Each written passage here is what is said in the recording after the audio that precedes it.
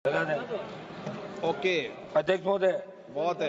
सबसे पहले तो मैं आपको धन्यवाद दूंगा कि आपने आज वक्फ संशोधन विधेयक 2025 पर जो आपने मुझे बोलने का अवसर दिया। बेनीवाल जी। अध्यक्ष जी, मेरे से पूर्व हमने गृह मंत्री जी को भी सुना, पूरे देश के विद्वान इस साइड से भी बोले, इधर से भी हमारे बोले, जमकर बहस हुई।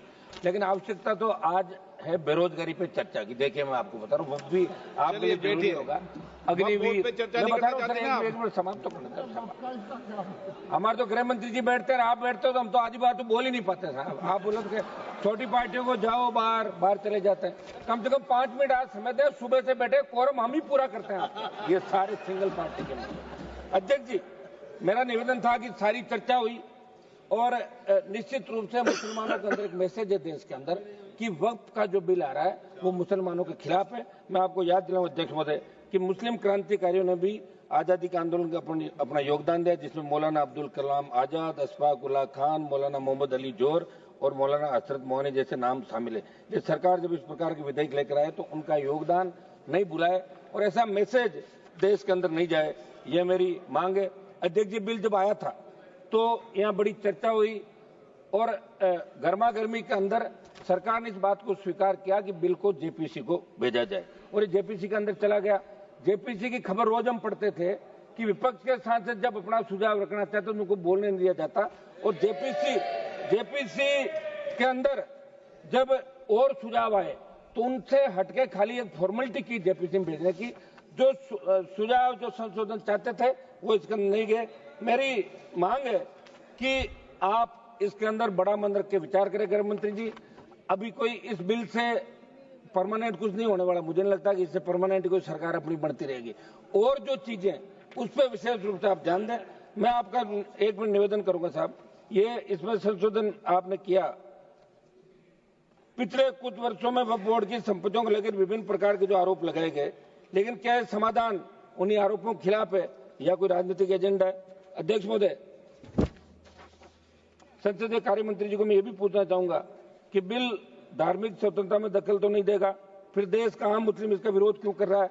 ये आम जो विरोध कर रहा है, मेरे ही इलाके से मैं बता दूं आपको, जिस संसदीय क्षेत्र से मैं आता हूं, मकराना, लाडनू, नागौर, डीडवाना, वहां के लोग कह रहे हैं कि साहब इतना बड़ा हल्ला हो रहा है, आप वहां क्या करें पार्लियामेंट के अंदर? ये तो अच्छा हुआ आज आपने हमें बुलवा दिया, अगर नहीं बोलते तो बाहर जाके ये कहना पड़ता कि आप अंदर क्या सो रहे थे, क्या कर रहे थे, बोले तो नहीं। और हम हमारी बात आप तक ही रख सकते हैं और छोटी पार्टियों को आप संरक्षण देते हैं। आज आपको बहुत बहुत धन्यवाद अध्यक्ष जी कि आज आपने हमें बोलने का अवसर दिया। अध्यक्ष जी है बोलने दो ना मुझे। गिरिराज सिंह जी, आप अपना काम कर रहे हो, मैं मेरा कर रहा हूँ। आप उधर से बोलो, मुझे भी तो बोलने दो साहब। अब की बात तो हम चुन के कैसा है आप जानते हो सारी बातें।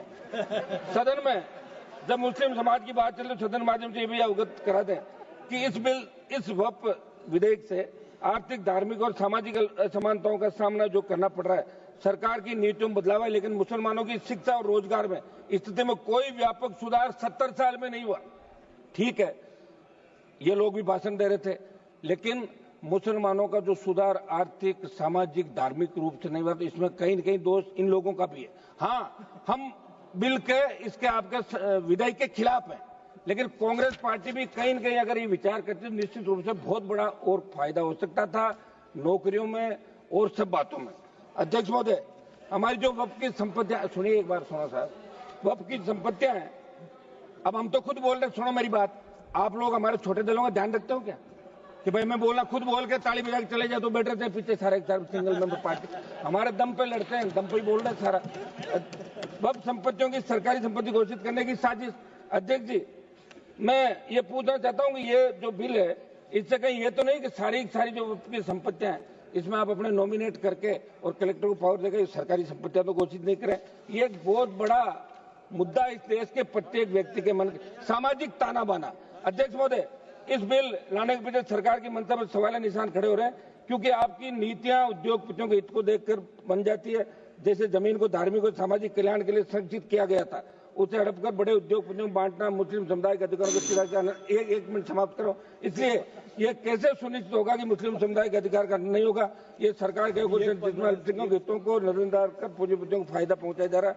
यह न्यायपूर्ण नीति न केवल संविधान के मूल्यों के खिलाफ है, बल्कि सामाजिक ताने बाने को भी कमजोर करने का बड़ा षड्यंत्र है। अध्यक्ष जी, मैं ज्यादा इन पन्नों में नहीं जाऊंगा, फिर आप कह दोगे कि पन्ने पढ़ रहे। मैं तो राजस्थान की बात करूंगा। राजस्थान में जो वक्फ की संपत्तियां हैं, ये मेरे प्रदेश के अंदर वक्फ की कौन सी संपत्तियां हैं उनके बारे में लोगों को पता ही नहीं। और राजस्थान प्रदेश की वक्फ की कौन कौन सी संपत्तियां जो सरकार की तरफ जा सकती है, राजस्थान का मुसलमान भी देखना चाहता है कि हमारे हितों पे कुठाराघात हो रहा है। देखिए, राजस्थान से 11 MP चुन का है। बड़ा मुझे वो कहते हुए वो आ रही है कि 11 में से कांग्रेस पार्टी कम से कम एक को तो बोलने का मौका देती है। आप उधर से, मैं ही बोल रहा हूँ, ये भी मेरे ही खाते में सारा। मैं ही लड़ाई लड़ रहा हूँ यहाँ पे, मुसलमानों की भी लड़ रहा हूँ, मेरे समाज की लड़ रहा हूँ, अग्निवीर की लड़ रहा हूँ, किसान की लड़ रहा हूँ, बेरोजगार की लड़ रहा हूँ, बढ़ती महंगाई की, भ्रष्टाचार की और बढ़ते अपराधों की सारी लड़ाई मुझे लड़नी पड़ रही है। इस बिल का अध्यक्ष महोदय मैं विरोध करता हूँ और मैं चाहता हूँ कि बिल ये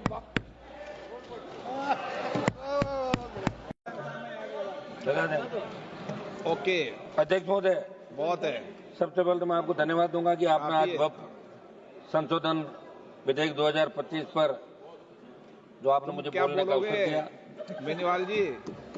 अध्यक्ष जी, मेरे से पूर्व हमने गृह मंत्री जी को भी सुना, पूरे देश के विद्वान इस साइड से भी बोले, इधर से भी हमारे बोले, जमकर बहस हुई। लेकिन आवश्यकता तो आज है बेरोजगारी पे चर्चा की। देखिए, मैं आपको बता रहा हूँ, वो भी आपके लिए जरूरी होगा। अग्निवीर समाप्त तो करना। हमारे तो गृह मंत्री जी बैठते हैं, आप बैठते हो तो हम तो आधी बात तो बोल ही नहीं पाते साहब। आप बोलो कि छोटी पार्टियों को जाओ बाहर चले जाते हैं। कम से कम 5 मिनट आज समय दे, सुबह से बैठे, कोरम हम ही पूरा करते हैं। ये सारे सिंगल पार्टी के लोग। अध्यक्ष जी, मेरा निवेदन था कि सारी चर्चा हुई और निश्चित रूप से मुसलमानों के अंदर एक मैसेज है देश के अंदर कि वक्फ का जो बिल आ रहा है वो मुसलमानों के खिलाफ है। मैं आपको याद दिलाऊं अध्यक्ष महोदय कि मुस्लिम क्रांतिकारियों ने भी आजादी के आंदोलन का अपना योगदान दिया, जिसमें मौलाना अब्दुल कलाम आजाद, अशफाक उल्लाह खान, मौलाना मोहम्मद अली जोर और मौलाना हसरत मोहनी जैसे नाम शामिल है। ये सरकार जब इस प्रकार के विधेयक लेकर आए तो उनका योगदान नहीं भुलाए और ऐसा मैसेज देश के अंदर नहीं जाए, ये मेरी मांग है। अध्यक्ष जी, बिल जब आया था तो यहाँ बड़ी चर्चा हुई और गर्मा गर्मी के अंदर सरकार ने इस बात को स्वीकार किया कि बिल को जेपीसी को भेजा जाए और ये जेपीसी के अंदर चला गया। जेपीसी की खबर रोज हम पढ़ते थे कि विपक्ष के सांसद जब अपना सुझाव रखना चाहते तो उनको बोलने नहीं दिया जाता और जेपीसी के अंदर जब और सुझाव आए तो उनसे हटके खाली एक फॉर्मेलिटी की जेपीसी में भेजने की। जो सुझाव जो संशोधन चाहते थे वो इसके अंदर नहीं गए। मेरी मांग है कि आप इसके अंदर बड़ा मन रख के विचार करें गृह मंत्री जी। अभी कोई इस बिल से परमानेंट कुछ नहीं होने वाला, मुझे नहीं लगता कि इससे परमानेंट कोई सरकार अपनी बनती रहेगी। और जो चीजें उस पर विशेष रूप से आप ध्यान दें। मैं आपका एक मिनट निवेदन करूंगा साहब, ये इसमें संशोधन आपने किया। पिछले कुछ वर्षों में वक्फ बोर्ड की संपत्तियों को लेकर विभिन्न प्रकार के जो आरोप लगाए गए, लेकिन क्या समाधान उन्हीं आरोपों के खिलाफ है या कोई राजनीतिक एजेंडा है? अध्यक्ष महोदय, संसदीय कार्य मंत्री जी को मैं ये भी पूछना चाहूंगा कि बिल धार्मिक स्वतंत्रता में दखल तो नहीं देगा, फिर देश का आम मुस्लिम इसका विरोध क्यों कर रहा है? ये आम जो विरोध कर रहा है, मेरे इलाके से मैं बता दूं आपको, जिस संसदीय क्षेत्र से मैं आता हूं, मकराना, लाडनू, नागौर, डीडवाना, वहां के लोग कह रहे हैं कि साहब इतना बड़ा हल्ला हो रहा है, आप वहां क्या करें पार्लियामेंट के अंदर? ये तो अच्छा हुआ आज आपने हमें बुलवा दिया, अगर नहीं बोलते तो बाहर जाके ये कहना पड़ता कि आप अंदर क्या सो रहे थे, क्या कर रहे थे, बोले तो नहीं। और हम हमारी बात आप तक ही रख सकते हैं और छोटी पार्टियों को आप संरक्षण देते हैं। इसलिए आज आपको बहुत बहुत धन्यवाद अध्यक्ष जी कि आज आपने हमें बोलने का अवसर दिया। अध्यक्ष जी है बोलने दो ना मुझे। गिरिराज सिंह जी, आप अपना काम कर रहे हो, मैं मेरा कर रहा हूँ। आप उधर से बोलो, मुझे भी तो बोलने दो साहब। अब की बात तो हम चुन के कैसा है, आप जानते हो सारी बातें। सदन में जब मुस्लिम समाज की बात चल रही, सदन माध्यम से ये भी अवगत करा दें कि इस वक्फ विधेयक से आर्थिक, धार्मिक और सामाजिक असमानताओं का सामना जो करना पड़ रहा है, सरकार की नीतियों में बदलाव है, लेकिन मुसलमानों की शिक्षा और रोजगार में स्थिति में कोई व्यापक सुधार 70 साल में नहीं हुआ। ठीक है, ये लोग भी भाषण दे रहे थे, लेकिन मुसलमानों का जो सुधार आर्थिक, सामाजिक, धार्मिक रूप से नहीं हुआ, तो इसमें कहीं न कहीं दोष इन लोगों का भी है। हाँ, हम बिल के इसके आपके विधेयक के खिलाफ है, लेकिन कांग्रेस पार्टी भी कहीं न कहीं अगर ये विचार करती तो निश्चित रूप से बहुत बड़ा और फायदा हो सकता था नौकरियों में और सब बातों में। अध्यक्ष महोदय, हमारी जो वक्फ की संपत्तियां, सुनिए एक बार, सुनो साहब, वक्फ की संपत्तियां हैं अब हम तो खुद बोल रहे, सुनो मेरी बात, आप लोग हमारे छोटे दलों का ध्यान रखते हो क्या कि भाई मैं बोला खुद बोल के ताली बजा के चले जाए तो बैठ रहते हैं पीछे सारे सिंगल मेंबर पार्टी, हमारे दम पे लड़ते हैं, दम पे ही बोल रहे हैं सारा। वक्फ संपत्तियों की सरकारी संपत्ति घोषित करने की साजिश। अध्यक्ष जी, मैं ये पूछना चाहता हूँ कि ये जो बिल है, इससे कहीं ये तो नहीं कि सारी जो वक्फ की संपत्तियां हैं इसमें आप अपने नॉमिनेट करके और कलेक्टर को पावर देकर सरकारी संपत्तियां तो घोषित नहीं करें। ये एक बहुत बड़ा मुद्दा इस देश के प्रत्येक व्यक्ति के मन, सामाजिक ताना बाना। अध्यक्ष महोदय, इस बिल लाने के पीछे सरकार की मंशा पर सवाल निशान खड़े हो रहे हैं, क्योंकि आपकी नीतियां उद्योगपतियों के हित को देखकर बन जाती है। जैसे जमीन को धार्मिक और सामाजिक कल्याण के लिए संरक्षित किया गया था, उसे हड़पकर बड़े उद्योगपतियों को बांटना, मुस्लिम समुदाय के अधिकारों को चिरा करना। एक मिनट समाप्त करो। इसलिए यह कैसे सुनिश्चित होगा कि मुस्लिम समुदाय के अधिकार का नहीं होगा? ये सरकार के जिसमें हितों को नजरअंदाज कर पूंजीपतियों को फायदा पहुंचाया जा रहा है।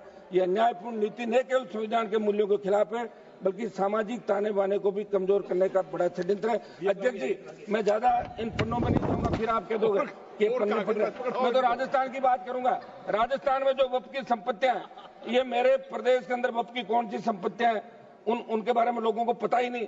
और राजस्थान प्रदेश की वक्फ की कौन सी संपत्तियां जो सरकार की तरफ जा सकती है, राजस्थान का मुसलमान भी देखना चाहता है कि हमारे हितों पे कुठाराघात हो रहा है। देखिए, राजस्थान से 11 MP चुन का है। बड़ा मुझे वो कहते हुए वो आ रही है कि 11 में से कांग्रेस पार्टी कम से कम एक को तो बोलने का मौका देती है। आप उधर से, मैं ही बोल रहा हूँ, ये भी मेरे ही खाते में सारा, मैं ही लड़ाई लड़ रहा हूँ यहाँ पे। मुसलमानों की भी लड़ रहा हूँ, मेरे समाज की लड़ रहा हूँ, अग्निवीर की लड़ रहा हूँ, किसान की लड़ रहा हूँ, बेरोजगार की लड़ रहा हूँ, बढ़ती महंगाई की, भ्रष्टाचार की और बढ़ते अपराधों की, सारी लड़ाई मुझे लड़नी पड़ रही है। इस बिल का अध्यक्ष महोदय मैं विरोध करता हूँ और मैं चाहता हूँ कि बिल ये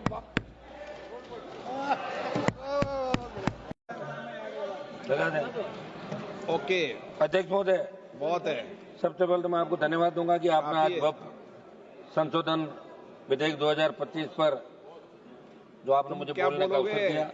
बेनीवाल जी, अध्यक्ष जी, मेरे से पूर्व हमने गृह मंत्री जी को भी सुना, पूरे देश के विद्वान इस साइड से भी बोले, इधर से भी हमारे बोले, जमकर बहस हुई।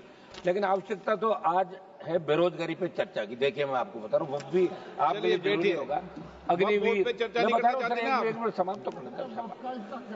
हमारे तो गृह मंत्री जी बैठते हैं, आप बैठते हो तो हम तो आज बात तो बोल ही नहीं पाते साहब। आप बोलो तो छोटी पार्टियों को जाओ बाहर चले जाते हैं। कम से कम 5 मिनट आज समय दें, सुबह से बैठे, कोरम हम ही पूरा करते हैं, ये सारे सिंगल पार्टी के लोग। अध्यक्ष जी, मेरा निवेदन था कि सारी चर्चा हुई और निश्चित रूप से मुसलमानों के अंदर एक मैसेज है देश के अंदर कि वक्फ का जो बिल आ रहा है वो मुसलमानों के खिलाफ है। मैं आपको याद दिलाऊं अध्यक्ष महोदय कि मुस्लिम क्रांतिकारियों ने भी आजादी के आंदोलन का अपना योगदान दिया, जिसमें मौलाना अब्दुल कलाम आजाद, अशफाक उल्लाह खान, मौलाना मोहम्मद अली जोर और मौलाना हसरत मोहनी जैसे नाम शामिल है। ये सरकार जब इस प्रकार के विधेयक लेकर आए तो उनका योगदान नहीं भुलाए और ऐसा मैसेज देश के अंदर नहीं जाए, ये मेरी मांग है।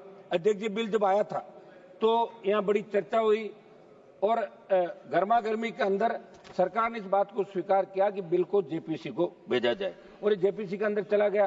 जेपीसी की खबर रोज हम पढ़ते थे कि विपक्ष के सांसद जब अपना सुझाव रखना चाहते तो उनको बोलने नहीं दिया जाता और जेपीसी के अंदर जब और सुझाव आए तो उनसे हटके खाली एक फॉर्मेलिटी की जेपीसी में भेजने